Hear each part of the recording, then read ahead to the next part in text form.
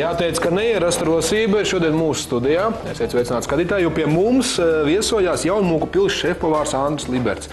Sveicināti. Sveicināti. Un tu gatavo kaut ko gardu, izmantojot visus tos produktus, kurus mēs varam izaudzēt paši savā dārzā. Tā ir? Jā, tā ir. Šāda rosība būs tagad katru trešdienu, jo mēs aizsākam diskusiju ciklu sadarbībā ar Mana aptieka farmaceitiem, kuri atbildēs uz ikvienu jums interesējošu jautājumu. Šodienas tēma konkrētiem cilvēkiem, kuriem ir radušās sirds asinsvadu veselības problēmas. Andrim uzdevums bija pagatavot kādu garšīgu kokteili, kā jūs minējāt, Andri, ja nav noslēpums, kādas sastāvdaļas tu esi izmantojuši? Te ir bietes, selerijas sakne, burkāni un, kas nav Latvijā, tie ir apelsīni. Bet labs laiks arī tos var Latvijā izaudzēt.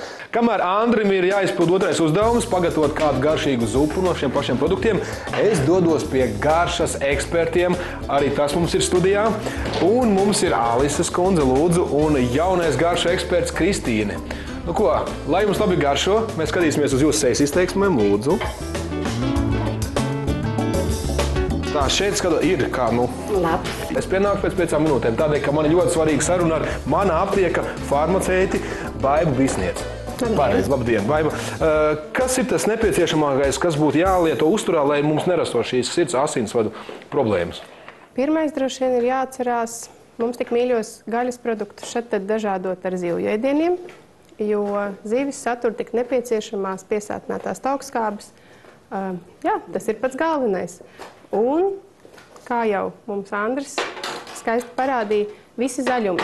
Sirds asinsvadu slimībām ir ļoti svarīgi zaļumi, īpaši petersīles, selerija, dillītes. Ja tu atceries limuzīnas jāņemts krāsā, lausmiņa, nesa dillītes mirtantei, tas viss tikai veicina asinsvadu veselību.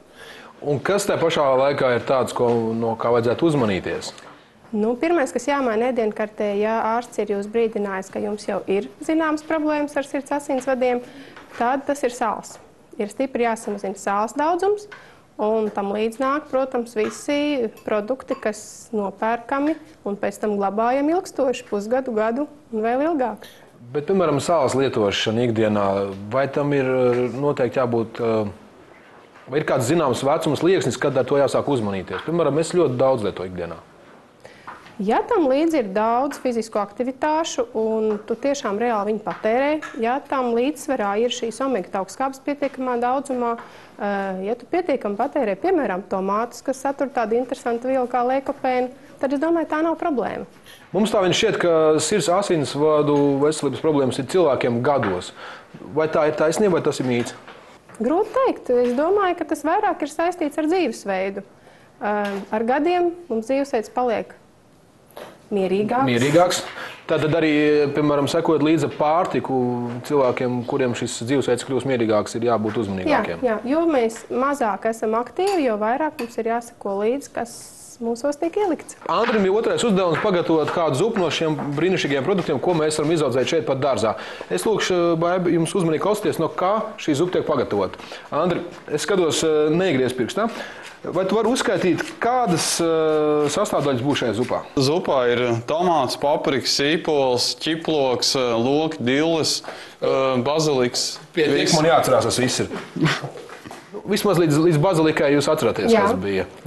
Sirdī draudzīgākie no tā visa noteikti būs tomāti, baziliks un ķiploks. Ļoti vērtīgs ir tomāts, jo viņš satur, kā jau teicu, tādu interesantu vielu kā leikopēns, kas ir ļoti spēcīgs antioksidants un tā tad aizsargā šīs asinsvadu sieniņas, lai tur neizgulsnējās mums tik nepatīkamais holesterīns. Zaļumi ir noteikti ļoti vērtīgi un ļoti vajadzīgi. Zaļumi ir viena no iespējām, kā aizvietot un mazināt sāli. Šeit mēs redzējām, ka viss garšvielas tiek šeit pat sagatavotas, un mēs arī viņu šeit baudām. Bet kā ar tām garšvielām, kas veikalā jau ir kā gatavs ir? Mums izvēle ir milzīga. Jā, tik tur ir viena maza problēma, ir ļoti liels sāls daudzums. Ja es pareizi sapratu, Andris sāli nepievienoja nemaz. Es sāli nepievienoju nemaz. Jā, šajā kokteilī nav sāls ne grama. Šajos produktos, kas ir piegādājumi veikalos, sāls būs apmēram 60% no satura. Sakiet, Baiba, kādas labās īpašības sevī glabā avokado? Avokado sevī glabā tādas vielas kā mono nepiesātinātās taukskābes. Kas tās būtu? Cilvēkam, kurš skatās un nezina, kas ir mono nepiesātinātās taukskābes arī es. Taukskābes tātad mēdz būt piesātināts un nepiesātināts. Cietie tauki, tātad dzīvnieki tauki satur šīs piesātinātās, un tās ir tās sliktās, kuras mums tā kā nav vajadzīgas, kuras mēs īsti neizmantojam un kuras arī vajadzētu samazināt uzturā, ja ir šīs sirds asinsvadu problēmas.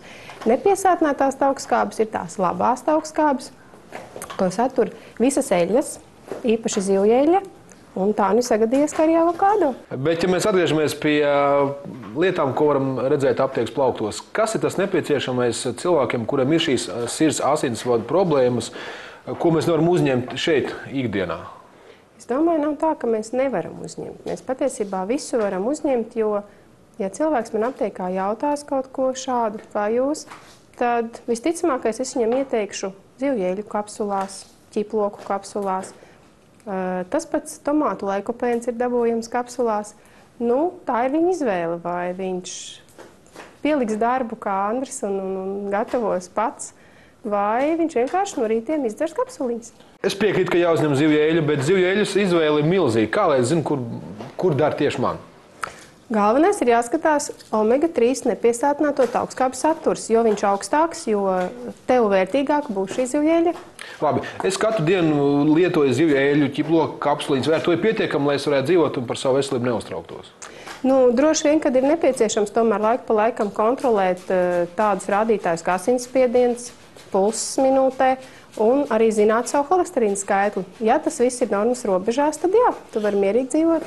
Smaržo, jūtat kā smaržo? Jūtu. Kamēr Andris vēl gatavo, man nāk prātā sen lasīt atziņu, ka vissvarīgākā ēdienreiz esot brokastis, tā ir?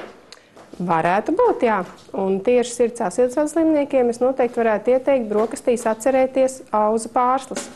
Jo tas arī ir produkts, kas ir ļoti vērtīgs sirds asinsvadu slimībām, un viņš patiešām var samazināt holesterīnu kopējo.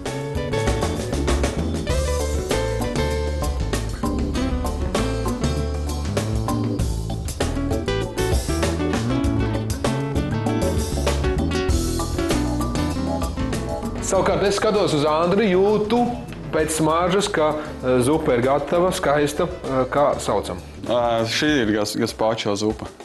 Tev pašam viņa garšo? Protams. Zaļš tāpēc, ka tur zaļš, vai otrādi zaļš tāpēc, ka tur zaļš? No, tāpēc, ka tur zaļš, tāpēc Labi. tur zaļš. Kā jau minēju, mums ir studijā eksperti. Nesam ekspertiem nogaršot. Tā, lūdzu. Lūdzu. Lūdzu. Tā, iedošu jums arī karotītes. Lūdzu, mums viss ir sagatavots. Tā, Kristīne pagaršos un pateiks man garšo vai ļoti garšo, ja?